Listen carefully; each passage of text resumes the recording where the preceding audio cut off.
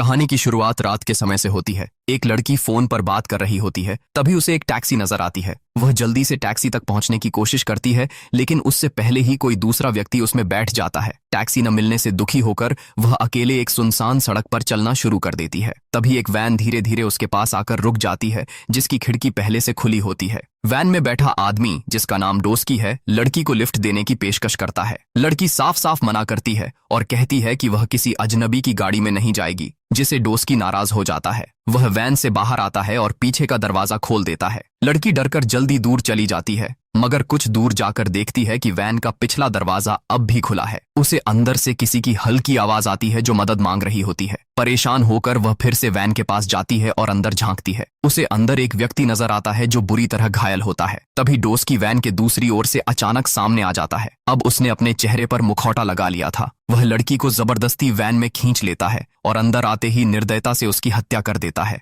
थोड़ी देर में पुलिस वहां पहुंचती है। पुलिस डोस्की से पूछती है कि क्या उसने 911 पर फोन किया था। वह डरने का दिखावा करता है और हाँ में जवाब देता है। वह झूठ बोलता है कि उसने एक शव देखा और कहता है कि 3 विदेशी लोगों ने एक लड़की को चाकू मारकर भाग गए। वह बेबस बनने की कोशिश करता है और कहता है कि वह कुछ नहीं कर पाया। अब कहानी में दूसरी लड़की आती है, क्योंगी, जो सुन या बोल नहीं सकती। वह एक कॉल सेंटर में सांकेतिक भाषा से लोगों की मदद करती है। वह अपनी मां को मैसेज करती है और कहती है कि वे छुट्टी के लिए जेजू द्वीप चलें। उस वक्त वह अपने ऑफिस के साथियों के साथ बैठी होती है। तभी एक असिस्टेंट आकर बताती है कि अब सबको क्लाइंट्स के साथ ड्रिंक पर जाना है। टीम झिझकती है क्योंकि यह उनके काम का हिस्सा नहीं है। मैनेजर आती है और सख्ती से कहती है कि क्लाइंट्स को खुश रखना भी उनका काम है। जब वह पूछती है कि कौन जाएगा, तो क्योंगी हाथ उठाती है। वह कहती है कि वह भी सबकी तरह समान कर्मचारी है और अपने साथ भेदभाव नहीं चाहती। उसे नहीं पता आगे क्या होगा, लेकिन वह खुश होकर सबके साथ जाने लगती है। पार्टी में क्लाइंट और उसके साथी उसके शरीर को लेकर मजाक करने लगते हैं। क्योंकि कियाएंगी बहरी है, वे सुन नहीं पाती हैं, तो वह बस मुस्कुराती रहती है। वह उन्हें गाली देती है, मगर वे लोग उसे समझ नहीं पाते और हंसते रहते हैं। अब कहानी एक और लड़की सोजोंग पर जाती है, जो एक ब्लाइंड डेट पर जाने की तैयारी कर रही है। उसका बड़ा भाई जोंग टैक उसे अपनी छोटी स्कर्ट बदलने और सही पैंट पहनने के लिए कहता है, जिससे सोजोंग नाराज हो जाती है।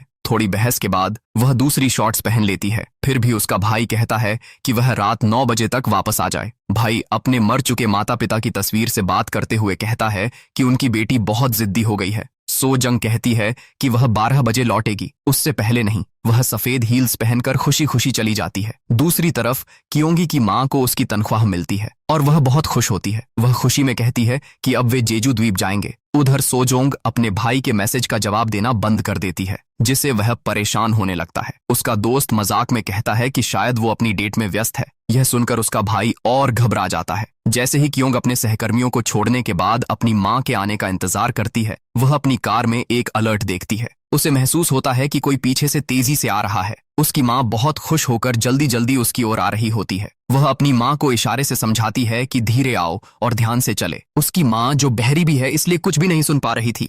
एक बाइक बार बार उसके पास से गुजरती है, लेकिन हर बार वह किसी तरह बच जाती है। क्योंकि घबरा जाती है, अपनी मां को संकेतों से डांटती है और कहती है कि उसे इतनी जल्दी नहीं करनी चाहिए। वह सोचती है कि हादसा होते होते बच गया। मां बात को हल्के में लेती है और कहती है कि अब पैसे हैं तो चलो घूमने चलते हैं। क्योंकि गुस्से में कहती है कि बात पैसों की नहीं है। मां मजाक करती है कि वह अपनी सैलरी दिखाने के लिए भाग रही थी। दोनों मुस्कुरा देती हैं। उधर जोंग टैक घर आता है और देखता है कि उसकी सिस्टर सोजोंग अब तक नहीं लौटी है। अब उसे बहुत डर लगने लगता है, क्योंकि अपनी मां को घर के दरवाजे पर छोड़कर गाड़ी पार्क करने चली जाती है। उनका इलाका बहुत सुनसान होता है। उधर डोस्की पास में ही किसी और शिकार की तलाश कर रहा होता है। वह देखता है कि क्योंगी की मां अकेली खड़ी है और उसकी ओर आगे बढ़ता है। वह हमला करने ही वाला होता है, तभी उसे सोजोंग नजर आती है, जो घर की ओर जा रही थी। अब वह क्योंगी की मां को छोड़कर सोजोंग का पीछा करने लगता है। डोस्की अचानक सोजोंग पर हमला कर देता है। पार्किंग में कियाएंगी को जगह ढूंढने में मुश्किल होती है। आखिरकार वह गाड़ी पार्क करती है, लेकिन गलती से अपना फोन कार के अंदर ही छोड़ देती है। उसकी मां घर के पास खड़ी इंतजार करती है। उधर जोंग टेक बार बार फोन करता है, मगर सोजोंग फोन नहीं उठाती है। अंधेरी खाली सड़क उसे बेचैन कर देती है और वह भागना शुरू कर देता है। सिस्टर की तलाश में वह गलती से कियोंगी की मां से टकरा जाता है। वह उससे बात करने की कोशिश करता है, लेकिन फिर समझ जाता है कि वो बोल या सुन नहीं सकती। शर्मिंदा होकर वह माफी मांगता है और अपनी सिस्टर की तलाश जारी रखते हुए आगे बढ़ जाता है। उसी वक्त डोस्की लौटता है और देखता है कि कियोंगी वापस अपनी मां की ओर जा रही है। अपनी मां के पास लौटते हुए कियोंगी को गली में एक सफेद जूता दिखता है। कियांगी को एक बहुत धीमी और दर्द भरी आवाज सुनाई देती है। वह डरते हुए गली में जाती है और देखती है कि एक औरत जमीन पर पड़ी है और बुरी तरह जख्मी है। वह घायल औरत वास्तव में सोजोंग थी। उसके पेट में चाकू लगा हुआ था और बहुत खून बह रहा था। सोजोंग मदद मांगती है, लेकिन तभी डोस्की मास्क पहने वहां पहुंच जाता है। डोस्की अब कियांगी पर हमला करता है, लेकिन वह किसी तरह बच निकलती है और तेजी से पार्किंग की तरफ भागती है। डोस्की उसके पीछे पीछे दौड़ता है। कियांगी एक पार्किंग एरिया में पहुंचती है और बाहर निकलने का रास्ता ढूंढती है। दरवाजा बंद होता है और जब वह उसे खोलने की कोशिश करती है, जिसे आवाज आती है, जिससे डोस्की को पता चल जाता है कि वह वहां है। डोस्की उसे पकड़ने के लिए दौड़ता है, लेकिन कियांगी जल्दी से दरवाजा खोलकर अंदर जाती है और अपनी कार में छिप जाती है। वह फोन उठाकर मां को वीडियो कॉल करती है और इशारों से बताती है कि वे घर से बाहर न निकलें, वह जल्दी आ रही है। अचानक कार का कैमरा दिखाता है कि कोई उसके पीछे मौजूद है। वह शीशे में देखती है और डर जाती है, क्योंकि डोस्की उसकी कार में ही पीछे चाकू लेकर बैठा था। डोस्की शांति से कहता है कि गाड़ी चलाओ, क्योंकि तुम्हारी मां तुम्हारा इंतजार कर रही है। डर के मारे वह तेजी से एक्सीलेटर दबा देती है और कार दीवार से टकरा जाती है। डोस्की चोट खाकर हक्का बक्का रह जाता है और कियांगी तुरंत कार से बाहर निकलकर पूरी ताकत से अपनी मां की तरफ भागती है। डोस्की उसके पीछे दौड़ता है और कियांगी अपनी मां के पास पहुंचकर इमरजेंसी अलार्म बजाती है। सायरन की लाइटें चमकती हैं। पुलिस लाउडस्पीकर से पूछती है कि क्या हुआ, पर दोनों बहरी और गूंगी हैं, इसलिए जवाब नहीं दे पाती हैं। तभी डोस्की साफ सुथरे कपड़े पहनकर ऐसे आता है जैसे वह कोई शरीफ आदमी हो। माँ बेटी पहले डर जाती हैं, पर डोस्की मासूम बनकर कहता है कि वह अपनी लापता सिस्टर को ढूंढ रहा है। कियांगी सोचती है कि वह सच में घायल लड़की को ढूंढ रहा है और इशारों में बताती है कि उसने अभी अभी एक लड़की देखी है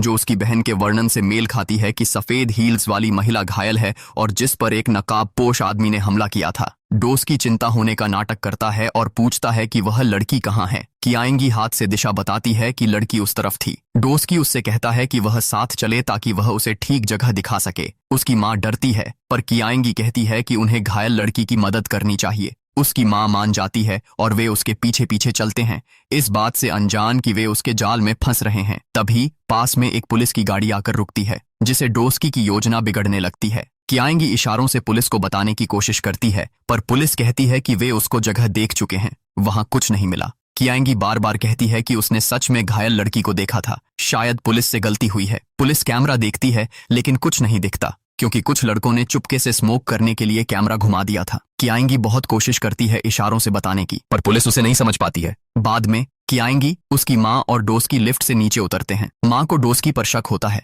लेकिन कियांगी समझाती है कि शायद उसे लगता होगा वे इशारों से बात कर रहे हैं, इसलिए घूर रहा है। डोस्की झूठ बोलता है कि वो घायल लड़की उसकी सिस्टर नहीं थी, पर माँ बेटी को ठीक से समझ नहीं आता है। वह जल्दी से दिखावा करता है कि उसे अभी अभी एक संदेश मिला है जिसमें लिखा है कि उसकी सिस्टर ठीक है। कियांगी थोड़ी राहत महसूस करती है और माँ को बताती है कि उसकी सिस्टर बच गई। तीनों पुलिस थाने पहुंचते हैं। वहां कियांगी पुलिस को बताती है कि घायल लड़की ने पीला ब्लाउज और सफेद हील्स पहनी हुई थी। पुलिस पूछती है कि क्या उसने हमलावर का चेहरा देखा। कियांगी बताती है कि उस आदमी ने काली जीन्स और मास्क पहना हुआ था। डोस्की बीच में बोलने लगता है, पर पुलिस कहती है तुम्हारी बारी आने पर बोलना। एक बुजुर्ग व्यक्ति, जिसे डोस्की की ऊंची आवाज बुरी लगती है और वे उसे चुप रहने के लिए कहता है। बूढ़ा आदमी बड़बड़ाता है कि डोस्की बदतमीज है, शायद उसके माता पिता ने उसकी अच्छी परवरिश नहीं की है। बुजुर्ग आदमी ने अचानक डोस्की पर हमला कर देता है और उसे जमीन पर गिरा देता है। दोनों में मारपीट होती है और डोस्की का फोन जमीन पर गिर जाता है। कियांगी की माँ फोन उठाती है और देखती है, स्क्रीन पर एक लड़की की फोटो है। डोस्की तुरंत जाकर माँ के हाथ से फोन छीन लेता है।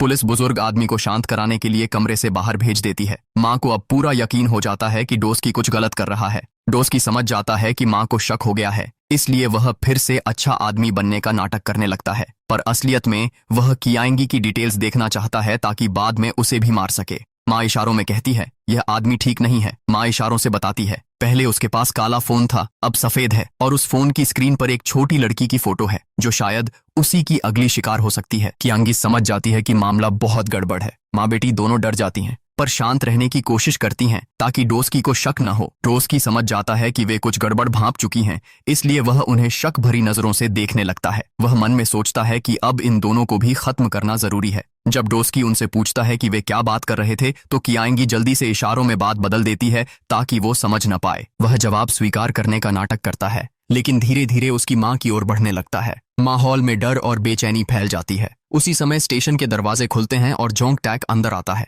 वह बहुत गुस्से और चिंता में है। वह ऊंची आवाज में पुलिस को बताता है कि उसकी सिस्टर अब उसकी किसी भी कॉल का जवाब नहीं दे रही है। पुलिस उसे समझाती है कि अभी कुछ ही घंटे हुए हैं, इसलिए वे अभी आधिकारिक रूप से कोई कार्रवाई नहीं कर सकते हैं। वह बताता है कि उसकी सिस्टर ने पहले फोन पर कहा था कि वह इसी इलाके में है। उसे यकीन है कि उसके साथ कुछ बुरा हुआ है। जोंग टैक बताता है कि आखिरी बार फोन पर उसकी सिस्टर ने कहा था कि उसने सफेद हील्स और पीला ब्लाउज पहना हुआ है। यह सुनकर पुलिस वाले हैरान हो गए। वे एक दूसरे की तरफ देखते हैं और कहते हैं कि पहले से एक केस चल रहा है जिसमें ठीक ऐसे कपड़े पहने व्यक्ति का जिक्र है। स्थिति की गंभीरता समझकर जोंग टैक फौरन मोबाइल निकालता है और अपनी सिस्टर की फोटो दिखाता है। कियांगी फोटो को ध्यान से देखती है और पक्के तौर पर सिर हिलाती है। उसे पता चलता है कि यह वही लड़की है जिसे उसने पहले घायल और खून में सनी हुई हालत में देखा था। अचानक वही बुजुर्ग व्यक्ति फिर से थाने में आता है। वह बुजुर्ग आदमी अब भी गुस्से में है और डोस्की पर हमला करना चाहता है, पर वहां का एक पुलिसकर्मी उसे रोककर बाहर ले जाता है ताकि कोई झगड़ा न हो। उसी बीच डोस्की मौके का फायदा उठाकर कियोंगी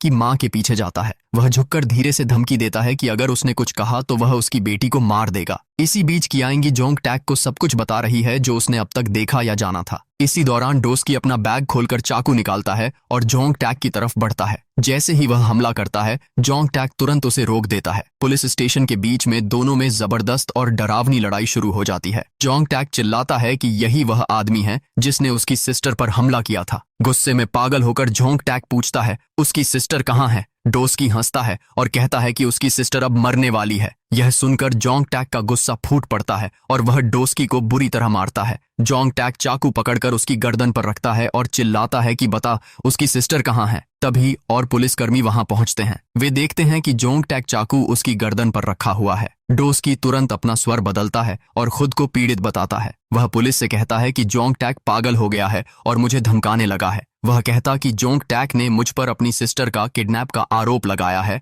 और मुझ पर हमला कर दिया। पुलिस उलझ जाती है। उन्हें पता नहीं चलता कौन सच बोल रहा है। जोंग टैक बहुत कोशिश करता है समझाने की, पर उसके गुस्से और बेचैनी से पुलिस उसकी बात नहीं समझ पाती है। पुलिस मजबूर होकर उसे टेजर से झटका देकर काबू में कर लेती है।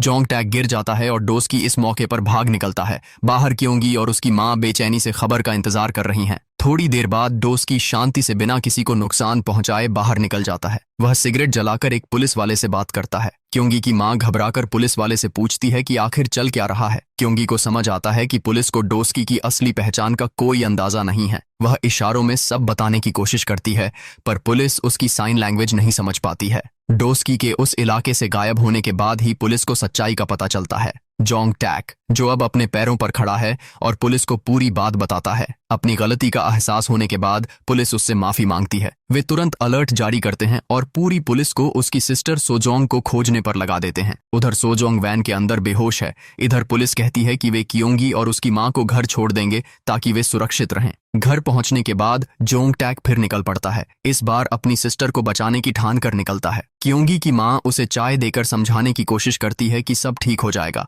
वह कहती है कि यह सब जल्द ही खत्म होगा और सब फिर से सामान्य हो जाएगा। तभी घर का अलार्म जोर से बज उठता है और शांति भंग हो जाती है। दोनों को तुरंत एहसास हो जाता है कि कुछ गड़बड़ है। शायद कोई घर में घुसने की कोशिश कर रहा है। डर और बेचैनी के साथ वे धीरे धीरे मुख्य दरवाजे की तरफ बढ़ते हैं। अंधेरा और परछाइयां माहौल को डरावना बना देती हैं। गहरी सांस लेकर कियोंगी हिम्मत जुटाती है और धीरे धीरे गेट खोलने के लिए आगे बढ़ती है। उसे थोड़ा सुकून और आश्चर्य होता है कि सामने कोई अजनबी या खतरा नहीं, बल्कि उसकी मां की एक सहकर्मी खड़ी है। सहकर्मी कहती है कि वह मां को लेने आई है क्योंकि उसकी मां और उसे कहीं जरूरी काम के लिए जाना है।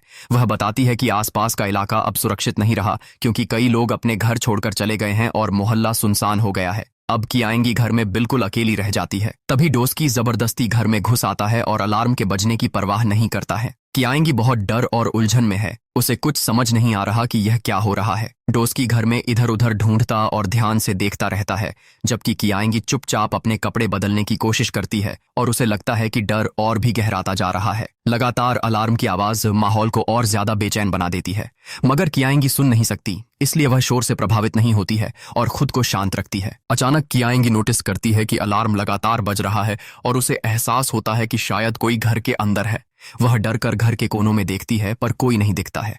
डर इतना बढ़ जाता है कि उसके हाथ कांपने लगते हैं। तभी अचानक अलार्म बंद हो जाता है। डोस्की अलार्म सिस्टम को बंद कर देता है, जिससे पूरा घर एकदम शांत हो जाता है। इस हलचल के बीच कियांगी को याद आता है कि जोंग टैक ने उसे पहले एक संपर्क कार्ड दिया था। वह तुरंत जोंग टैक को मैसेज भेजती है और उसे माफी मांगती है और दुआ करती है कि वह अपनी सिस्टर को जल्द ढूंढ ले। इस बीच डोस्की उसके पीछे खड़ा है, हाथ में बड़ी कुल्हाड़ी लिए हमला करने की तैयारी में। जब अलार्म बंद होता है तो कियांगी को थोड़ी राहत महसूस होती है, पर जल्द ही उसे अंदर से बेचैनी होने लगती है। उसे एहसास होता है कि कोई व्यक्ति उसके बिल्कुल पास खड़ा है। जब वह पलट कर देखती है तो डोस्की अचानक हमला करता है और कियांगी को तुरंत बचाव करना पड़ता है। कियांगी हिम्मत दिखाती है, हमला रोकती है और तेजी से एक कमरे में जाकर दरवाजा बंद कर लेती है। वह दरवाजे के आगे भारी मेज खिसका कर रख देती है ताकि कोई अंदर ना आ सके। वह तुरंत जोंग टैक को फिर से मैसेज भेजती है और बताती है कि हत्यारा घर के अंदर आ गया है। जोंग टैक बिना समय गंवाए उसके घर की ओर तेजी से भागने लगता है। उसका मन चिंता और आतुरता से भर जाता है। घर के अंदर कियांगी अपनी माँ को मैसेज करती है कि वे घर ना आए। माँ जवाब में पूछती हैं कि दरवाजा खुला क्यों है। वह डरी और उलझन में है। कियांगी सोचती है कि उसकी माँ आ गई है और इसलिए वह दरवाजा खोलने लगती है। तभी वह माँ के मैसेजों को गौर से देखती है और नोटिस करती है कि उनमें कुछ गड़बड़ है। उसे समझ आता है कि असल में डोस्की ही उसकी माँ बनकर संदेश भेज रहा है। अचानक डोस्की उसका हाथ पकड़कर जबरदस्ती कमरे में घुसने की कोशिश करता है। कियांगी तुरंत झटके से उसे रोकती है और दरवाजा फिर से बंद कर देती है। डोस्की उसे डराने के लिए मैसेज भेजता है कि वह बाहर आ जाए। जोंग टैक पूरी रफ्तार से घर की तरफ दौड़ रहा है, उम्मीद करता है कि वह ठीक समय पर पहुंच जाएगा। आखिर डोस्की कुल्हाड़ी से दरवाजा तोड़ने लगता है। दरवाजा टूट जाता है और वह कमरे में घुस आता है। उसी वक्त कियांगी खिड़की से कूदकर बाहर निकल जाती है, लेकिन डोस्की उसके बाल पकड़कर उसे खींचने लगता है। कियांगी जोर लगाकर संघर्ष करती है और खुद को छुड़ा लेती है। वह नीचे कचरे के थैलों पर गिरती है, जिससे उसे ज्यादा चोट नहीं लगती है। वह बिना रुके तुरंत सड़क की तरफ दौड़ती है। जोंग टैक उसे भागते देखता है और पूरी ताकत से उसके पीछे दौड़ता है। कियांगी पूरी रफ्तार से भाग रही है। डोस्की उसके पीछे दौड़ता है और जोंग टैक दोनों के पीछे। आखिर कियांगी एक बंद रास्ते पर पहुंच जाती है, जहां अब भागने का कोई रास्ता नहीं है। डोस्की पहुंचकर मजाक उड़ाता है और कहता है, अब बताओ भागोगी कैसे। कियांगी पास रखी कुर्सी उठाती है ताकि अपना बचाव कर सके। तभी जोंग टैक पूरी गति से आता है और डोस्की पर हमला करने की तैयारी करता है, पर डोस्की जल्दी से चाकू पकड़ता है और खुद की गर्दन पर रखकर उसे रुकने की धमकी देता है। वह धमकी देता है कि अगर वह मर गया तो जोंग टैक को कभी पता नहीं चलेगा कि उसकी सिस्टर कहाँ है। वह जोंग टैक से कहता है कि या तो अपनी सिस्टर को ढूंढे या कियांगी को बचाए। जोंग टैक दिमागी संघर्ष में है, समझ नहीं पा रहा कि क्या करे। जाने से पहले डोस्की उसे एक लोकेशन भेजता है और कहता है कि अगर तेरी सिस्टर वहां ना हो तो मुझे कॉल करना। जोंग टैक मन ही मन सोचता है कि अगर वहां उसकी सिस्टर न मिली फिर वे क्या करेगा। डोस्की कहता है कि असली बात तो वहीं जाकर पता चलेगी। अंत में जोंग टैक अपनी सिस्टर को बचाने के लिए दौड़ पड़ता है। जाने से पहले वह कियांगी से माफी मांगता है और कियांगी अकेली रहकर रोने लगती है। कुछ समय बाद डोस्की जोंग टैक को कॉल करता है। उसी वक्त डोस्की कियांगी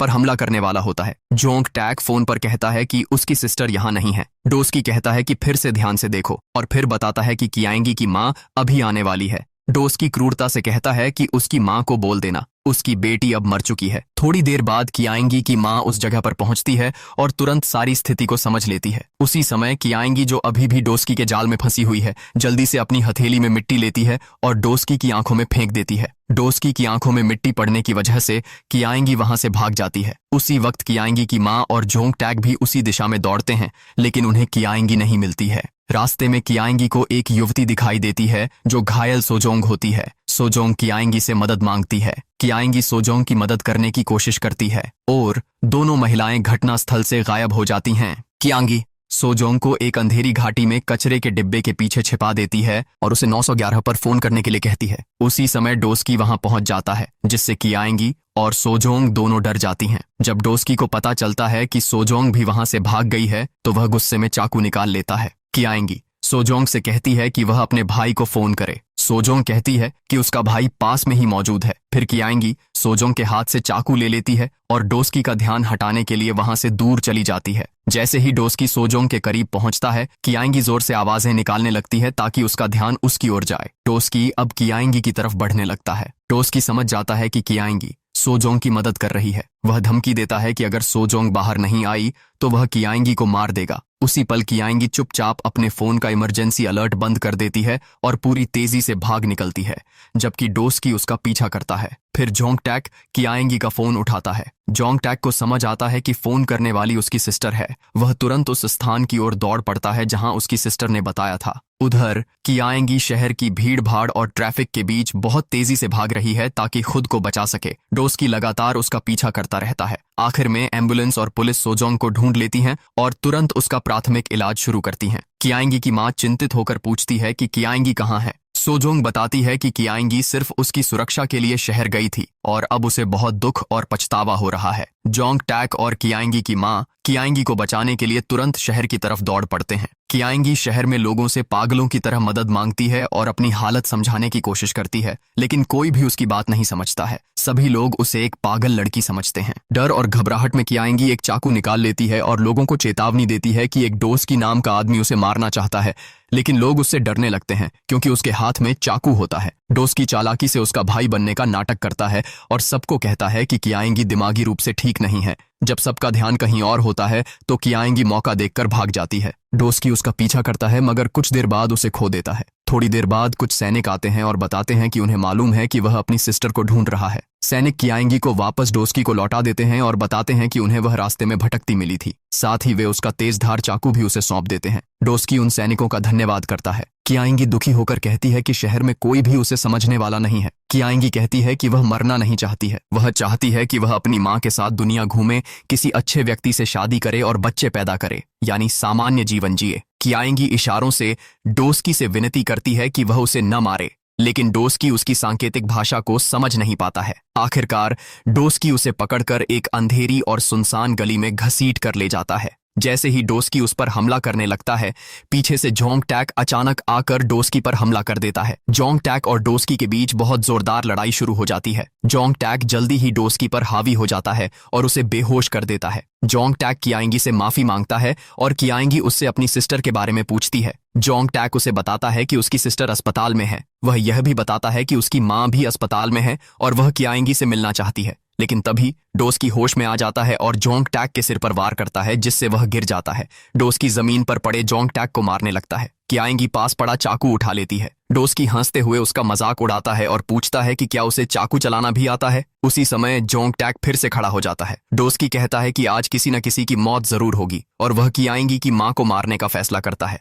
फिर वह वहां से भाग जाता है। उधर कियांगी की मां अपनी बेटी को ढूंढ रही होती है। वह दूर से डोस्की को देखती है, उसकी तरफ दौड़ती है और उससे अपनी बेटी का पता पूछने लगती है। डोस्की एक दिशा दिखाते हुए कहता है कि कियांगी वहीं पर है। मां को बेचैनी होती है और उसे लगता है कि डोस्की झूठ बोल रहा है। दूर से कियांगी अपनी मां को डोस्की से बात करते हुए देखती है। वह तेजी से दौड़कर आती है और डोस्की के पेट में चाकू मार देती है। फिर वह अपनी मां की तरफ इशारा करती है, जैसे कह रही हो कि अब वह खुद सब खत्म कर देगी। डोस्की कियांगी से कहता है कि उसे सच में विश्वास है कि वह उसे रोक सकती है। वह व्यंग्य में पूछता है कि क्या उसे चाकू चलाना आता भी है, क्योंकि वह निशाना चूक गई थी और उसका खुद का हाथ घायल हो गया था। लेकिन कियांगी उसका हाथ पकड़कर खुद अपने पेट में चाकू घुसा लेती है। जब उसका खून बहने लगता है तो उसे एहसास होता है कि उसने उसे जानबूझकर नहीं मारा था।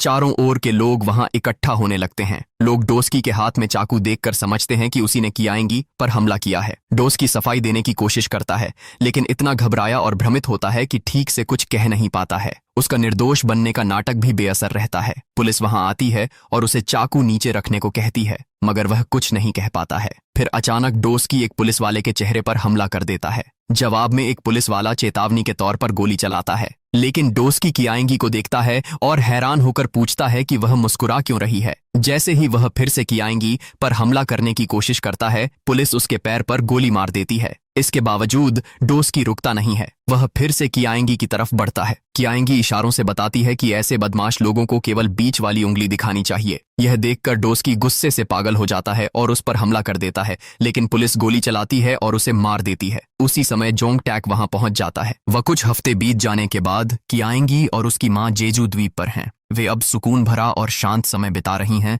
जहां उन्हें कोई डर या चिंता नहीं है। थोड़ी देर बाद जोंग टैक और सोजोंग भी वहां पहुंचते हैं और दोनों माँ बेटी के साथ शामिल हो जाते हैं। जोंग टैक उन्हें इशारों और सांकेतिक भाषा में समझाने लगता है कि अब सबको साथ में एक ग्रुप फोटो लेनी चाहिए। सभी लोग खुशी से एक साथ खड़े होकर ग्रुप फोटो के लिए पोज देते हैं और फिल्म इसी भावुक और प्यारे पल पर खत्म हो जाती है।